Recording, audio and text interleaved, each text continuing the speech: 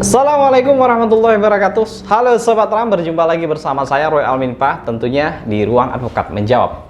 Kali ini saya menyapa Sobat Ram dalam rangka untuk memberikan edukasi terkait dengan permasalahan hukum yang terjadi di lingkungan masyarakat. Oke Sobat Ram semua, hari ini kita akan berdiskusi mengenai somasi. Apa itu somasi?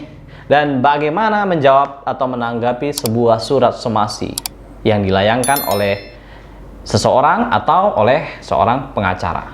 Oke, yuk kita simak video ini. Jangan lupa untuk subscribe, like, dan share videonya, serta nyalakan notifikasinya.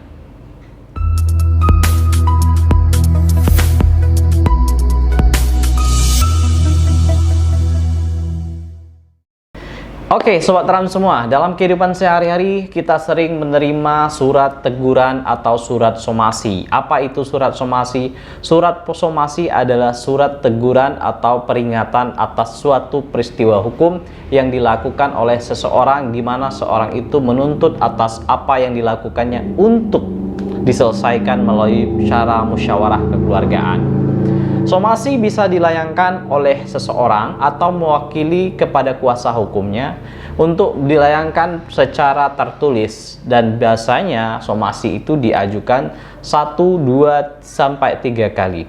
Dalam tempo 3 kali tidak dilakukan jawaban atau tidak adanya klarifikasi atau tidak adanya penyelesaian, maka dianggap tidak memiliki itikat baik. Nah, oke Sobat Ram semua, tentu hal ini tidak ingin kita lakukan. Terus bagaimana caranya kita menanggapi sebuah somasi? Inilah yang menjadi pertanyaan Sobat Ram semuanya. Banyak orang yang mengajukan somasi dan juga banyak orang yang menerima surat somasi.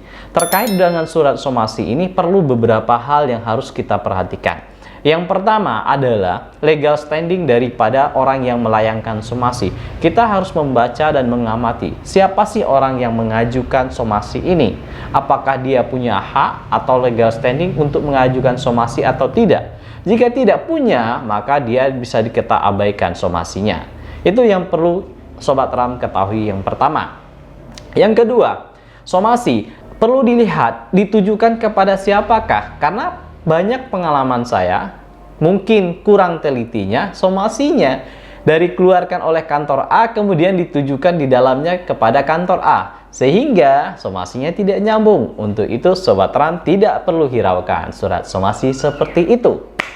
Dan yang ketiga, ketika surat somasi legal standingnya benar, kemudian surat somasinya juga ditujukan kepada Sobat Ram dan benar, maka tidak perlu cemas. Karena surat somasi itu adalah surat teguran atau peringatan hukum.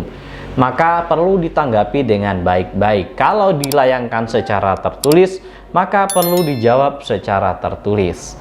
Nah, kalau di dalamnya ada undangan, maka Sobat Ram tinggal datang menghadiri undangan tersebut. Cukup mudah bukan untuk menjalankan surat somasi atau bagaimana kita menanggapi sebuah surat somasi itu.